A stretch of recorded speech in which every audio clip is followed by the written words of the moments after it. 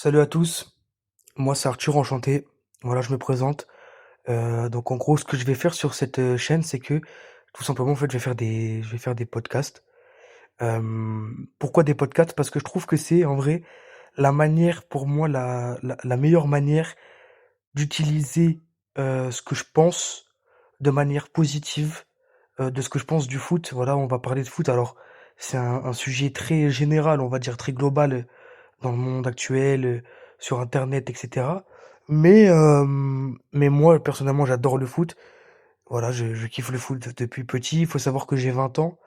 Je kiffe le foot depuis mes 10 ans. Ouais, depuis mes 10 ans. Donc ça fait 10 ans que je suis le foot, que je regarde le foot, que j'adore le foot, tout simplement. Et du coup, voilà, je me suis dit, pourquoi pas lancer une chaîne de podcast. Voilà. Et le premier podcast, évidemment, il va parler d'actualité. Et alors, il va parler de Kylian Mbappé. Voilà, il va parler d'Mbappé directement. Peut-être que c'est pas un sujet que vous avez envie d'écouter parce que bon, voilà, Mbappé, on connaît, hein. Mbappé, c'est malheureusement c'est compliqué aujourd'hui pour lui. On va parler plus globalement de Mbappé au Real Madrid et de son apport. Et en fait, pas de Mbappé dans sa globalité, c'est pas mon but aujourd'hui parce que l'actualité, c'est pas Mbappé dans sa globalité, c'est déjà la pétition et Mbappé au Real, en fait, c'est quoi le problème, tout simplement. Et moi, je veux juste vous donner mon avis. Voilà, il n'y a pas de thème préparé ou quoi, etc. Non, pas du tout. Moi, j'ai juste vous donner mon avis tel quel, comme je le pense, parce que c'est pour moi la meilleure manière en vrai de fonctionner pour moi sur cette chaîne, si on veut être vraiment une communauté, c'est ça, c'est la meilleure manière de le faire en fait, c'est la meilleure manière de donner mon avis et que vous donnez votre avis aussi, vos avis en commentaire parce qu'en vrai on a tous des avis différents. Euh, donc, euh, donc pour moi en fait, le truc avec Mbappé c'est que Mbappé évidemment que ouais il est en tout cas individuellement. Si on parle en termes individuels, individuellement parlant, Mbappé, oui c'est sûr qu'il est fort. Ce qu'il va t'apporter, il n'y a pas beaucoup de joueurs qui peuvent te l'apporter dans le monde. Actuellement, tu as peut-être Harry Kane. En termes de but, hein, je parle en termes juste de but. En termes de but, pour moi, t'as Harry Kane, Erling Haaland, peut-être. Et j'allais dire Dembélé, mais Dembélé, non. Mais Dembélé, justement, on en reviendra après dessus parce que c'est très très intéressant. Mais, euh, mais Mbappé, il va t'apporter un nombre de buts, ça c'est sûr, un nombre de buts certain. Il va te sauver des matchs, des situations, il va t'en mettre 40, 50 buts, tu vois, par saison. Mais en fait, le problème avec Mbappé, déjà, si on prend le problème à partir d'ici, pour moi, c'est qu'on n'a pas compris le problème avec Mbappé. Parce que comme je l'ai dit, le problème avec Mbappé, c'est pas forcément que il marque pas, etc. Mbappé, il a plus de 300 buts en carrière déjà. Il est déjà à plus de 300 buts. Meilleur buteur de l'histoire du PSG. Ah, il sera un meilleur buteur de l'histoire de l'équipe de France, etc. Donc c'est pas ça le problème. Le problème, c'est l'apport collectif. Et aujourd'hui, en 2026, et moi je regarde pas mal de, et moi je regarde pas mal d'influenceurs, des youtubeurs comme Willou, comme Riles, comme l'immigré parisien, Alex de Castro, Talk My Football, je pourrais vous en citer plein encore, j'en passe, BR10 pour actuellement, etc. Euh, Ils disent tous la même chose et je suis d'accord avec eux. C'est que Mbappé, individuellement, frère, c'est juste Mbappé, c'est collectivement, il t'apporte pas grand-chose. En 2026, le foot, ce qu'il te demande en 2026, le foot, c'est un apport collectif à la Ousmane Dembélé. Je vous ai dit qu'on en reparlerait de ce joueur parce que moi je suis supporter parisien, il faut le savoir, et Ousmane Dembélé, moi, je le trouve juste trop fort en fait. Mais même au-delà de l'individualité, Ousmane Dembélé, c'est le collectif. Dembélé brille, l'individualité de Dembélé brille, si vous voulez, le nom de Dembélé brille parce que l'individualité du Paris Saint-Germain brille. En fait, c'est ça le truc. Là où Mbappé, c'est tout l'inverse. C'est tout l'inverse. C'est l'individualité, pardon, Mbappé qui prime, là où le collectif, là, actuellement du Real Madrid, ne prime pas. Mbappé va mettre en avant ses qualités parce que il joue égoïstement, il joue seul. Mbappé ne fait pas d'efforts défensifs. Il va te faire des passes décisives, hein. mais ça va être, allez, une fois tous les 4 matchs, 5 matchs peut-être, j'en sais rien. Mais, mais pour en revenir au Paris Saint-Germain, c'est là qu'on voit la différence en fait. En 2026, c'est là qu'on voit la différence entre une équipe qui est prête à tout dominer, qui est prête à être historique peut-être, j'en sais rien, mais qui est prête en tout cas à tout rafler, à une équipe qui... En fait, si vous voulez, pour moi, le Paris Saint-Germain, ils ont pris l'ancien Real Madrid qui gagnait des Ligues des Champions, 15 Ligues des Champions, etc. Et le Real Madrid connaît ce qu'a connu le PSG. Alors évidemment pas avec là les bagarres de Tchouaméni, de Valverde, etc. Mais mais en tout cas avec les problèmes, avec les problèmes. Et ce problème-là, c'est Mbappé. Je crois que c'est Cazard, il me semble, si je dis pas de bêtises, vous me le direz en commentaire. Je crois que c'est Julien Cazard qui a dit que quand tu es sur la scène de crime plusieurs fois, dans plusieurs équipes, c'est qu'il y a un problème. Et c'est que c'est toi le problème. Le problème, le problème s'appelle Kylian Mbappé. En fait, et j'en parlais l'autre jour avec un pote, avec mon frère, etc. En fait, le problème avec Mbappé, c'est pas Mbappé en soi le problème. Alors, attendez, je vais me faire comprendre. Le problème en soi n'est pas Kylian. Le problème en soi, c'est ce que les médias ont fait de l'outil Kylian, je vais parler comme ça. Je pense que vous comprenez ce que je dis. En fait, là où je veux en venir, c'est que Mbappé, depuis son plus jeune âge, il brille. Individuellement, à Monaco, au Paris Saint-Germain, etc. Depuis sa première saison pleine, en tout cas, il brille. Ça, c'est le plus gros point fort d'Mbappé. Maintenant, le problème d'Mbappé, c'est les médias. Pourquoi c'est le problème? Parce que les médias, en fait, ils parlent tout le temps de Mbappé. Ils ont fait de Mbappé une machine. Ce qui fait que Mbappé, moi personnellement, quand je regarde Mbappé qui mette 3 buts dans un match, qu'il en mette aucun, j'ai l'impression de voir un joueur sans âme, de voir un joueur, voilà. Je sais pas comment, en fait, je sais pas comment expliquer. C'est étrange. C'est hyper bizarre. En fait, c'est étrange de le voir jouer parce que il va te mettre 3 buts et tu vas te dire, ouais, ok, c'est du Mbappé. Et il va te mettre aucun but et tu vas te dire, ok, c'est du Mbappé en fait.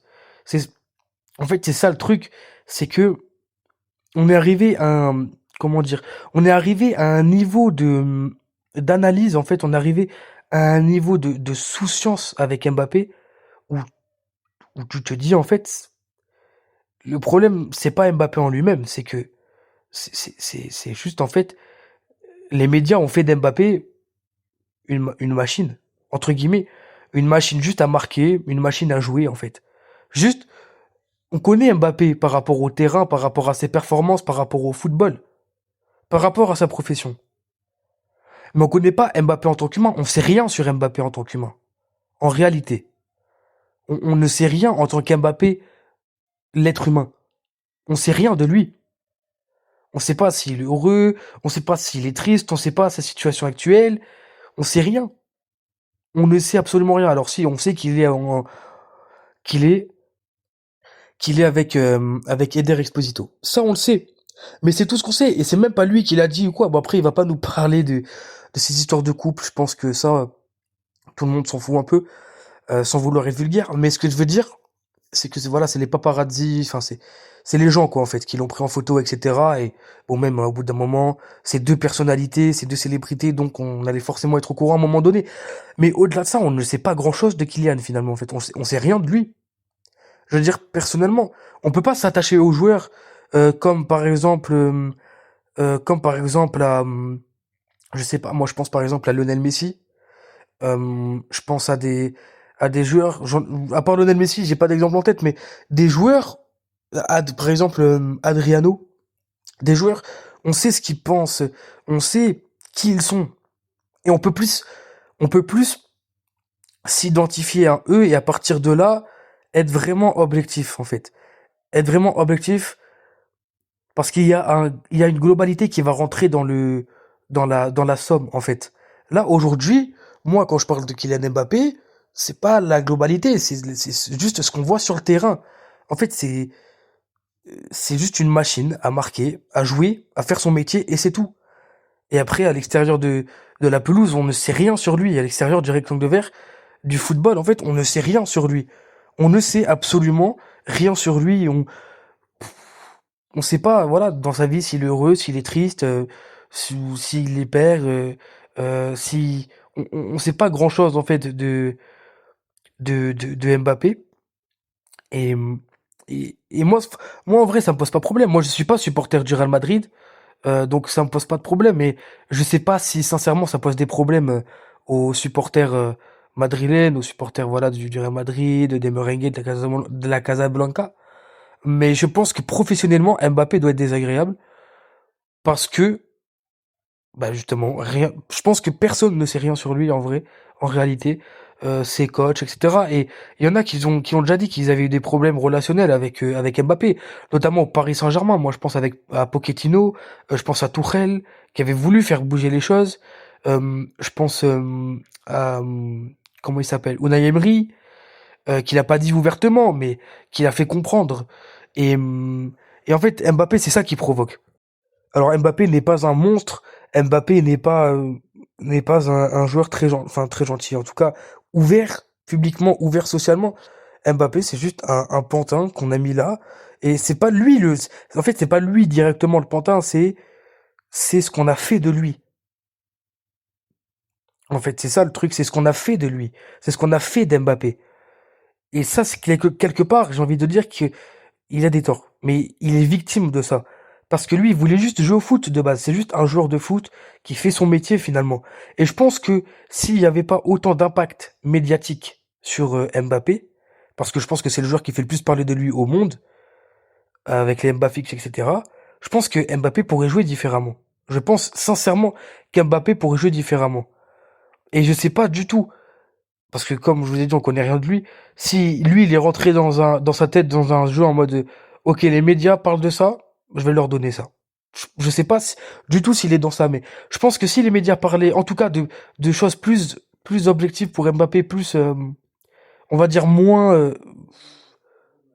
genre moins, alors je sais pas si ça se dit, mais dans la détestation, dans la hate, en fait, je pense qu'Mbappé pourrait vraiment être un joueur aujourd'hui au-delà de ses buts, qui pourrait apporter un impact collectif et qui aurait déjà gagné beaucoup de trophées. Parce qu'il a gagné des Ligue 1, il a gagné des Coupes de France, des trophées des champions, il a gagné des championnats, il a gagné une Coupe du Monde, d'accord, il a gagné une Ligue des Nations, mais il a pas gagné Ligue des Champions. Il a pas gagné de Ligue des Champions. En club, citez-moi vraiment une saison où c'était le patron et où on se dit, ok, si son équipe là, si le PSG ou le Real prend la Ligue des Champions, Mbappé est Ballon d'Or. Au début de saison, on le disait, mais parce qu'au début de saison, c'est facile pour Mbappé au début de saison de dire, de faire taire des bouches parce que c'est le début de saison et que il est en pleine forme, etc. Je sais pas si vous voyez ce que je veux dire. Mais quand la saison avance, plus la saison avance, plus est là, plus le problème d'Mbappé est là. Parce que pour moi, Mbappé est un joueur de sélection. Comme je vous ai dit, j'en parlais avec mon pote là hier, justement. Pour moi, Mbappé est un joueur de sélection. En équipe de France, Mbappé, il est capitaine et il est très bon. En équipe de France, alors, il a eu cette période de creux à l'Euro, etc. Mais globalement, tous les grands joueurs que cette terre ont porté, CR7, Messi, Maradona, Pelé, loin de moi les comparaisons évidemment, mais tous les grands joueurs ont connu des périodes à vide, évidemment, que ce soit en sélection, que ce soit en club, que ce soit dans les deux des fois. Il a connu une période de vide un peu en sélection, à l'Euro 2024, etc. Mais globalement, Mbappé en équipe de France, moi, c'est très positif. Et j'aime bien Mbappé en équipe de France. J'aime pas Mbappé, enfin, c'est pas que j'aime pas Mbappé au Real, c'est que je trouve, je sais pas, médiocre. Je trouve sans âme, en fait. Je pourrais pas le faire un débrief avec, enfin, sur Mbappé ou, parce que tu veux dire quoi, en fait? Tu veux juste dire quoi? À part les mêmes choses du style que il peut pas se fondre dans un collectif. Oui. Maintenant, la vraie solution, c'est de trouver le vrai problème, c'est de trouver la solution à ce problème. C'est plus de dire Mbappé est un problème. C'est comment trouver la solution à ce problème. Un problème doit se résoudre, pardon, oula. Un problème doit se résoudre. Sinon, c'est que c'est pas un problème. Tout simplement. Donc, pour moi, la conclusion, c'est que Mbappé Oui, a des torts. Il a beaucoup de torts. C'est un joueur qui veut pas faire les retours défensifs, hein. Il a dit dans The Bridge parce qu'il a peur de manquer d'efficacité offensive. Mais tu vois bien que Mbappé voit bien que quand il fait les retours défensifs, l'équipe fait les retours défensifs parce qu'Mbappé est un joueur qui a une aura. Alors d'accord, c'est un joueur détestable pour certains, pour beaucoup, pour ses coéquipiers, etc. Pour Bellingham, peut-être Vinicius. Pour des joueurs, il peut être détestable, Mbappé. Mais on voit bien que quand Mbappé s'apprête, on va dire, à faire les efforts, les joueurs le font. Donc, peut-être que là, il y a peut-être une solution. Il y a peut-être, il y a peut-être un problème là qui commence, en tout cas, une bribe de solutions à avoir. Et il y avait des solutions avec Xabi Alonso. Bon, malheureusement, on va pas refaire l'histoire. On n'est pas là pour parler aujourd'hui de Xabi Alonso. Mais ce que je veux dire, en conclusion, c'est que Mbappé est un problème, oui, dans une équipe aujourd'hui. Mais c'est pas lui le principal problème, c'est ce qu'on a fait de lui. Et lui, du coup, il en joue. C'est ça le principal problème pour moi aujourd'hui d'Mbappé et aussi du coup du Real Madrid. Parce que au-delà de Mbappé, il n'y a pas que Mbappé. Au Real Madrid, là, actuellement, il n'y a pas que Mbappé qui a un problème. Il y a Tchouaméni, Valverde, Bellingham, il y a toutes ces choses-là. Surtout Tchouaméni et Valverde. Toutes ces choses-là. Donc Mbappé, voilà. Malheureusement, je pense que c'est en fait, je pense que c'est le bouc émissaire. Je pense qu'Mbappé, c'est le bouc émissaire et qu'à chaque fois, pardonnez-moi l'expression, je vais être vulgaire, mais qu'il s'en prend plein la gueule à chaque fois. Des fois, c'est justifié. Oui. Des fois, c'est justifié. Je ne dis pas le contraire. Il y a des fois, moi-même, je critique Mbappé, mais il faut juste être juste. Et des fois, c'est injustifié. Et c'est juste parce que c'est Mbappé. C'est tout ce que je dis. C'est tout ce que je dis. Donc voilà. N'hésitez pas, vous, en tout cas, les gars, à me dire ce que vous en avez pensé aux commentaires. Et ce que vous pensez surtout, en vrai, enfin, du podcast, je m'en fous, mais ce que vous pensez de cette situation. Et je sais pas, les problèmes que vous pouvez trouver, que vous pouvez, que vous pensez, parce que ça m'intéresse et comme ça on pourra débattre potentiellement dans des prochains podcasts. Euh, donc, voilà, donnez vos avis en commentaire sur la situation. Supporter madrilène, je sais pas, supporter barcelonais si ça vous fait plaisir, supporter parisien, on est bien placé pour parler. Euh, mais bon, faut quand même que ça reste loin de nous, tout ça. Donc voilà, n'hésitez pas à donner vos avis en commentaire et à vous abonner aussi. Et on se retrouve plus tard, hein, pour un nouveau podcast. De toute façon, il y a de l'actualité. Donc salut.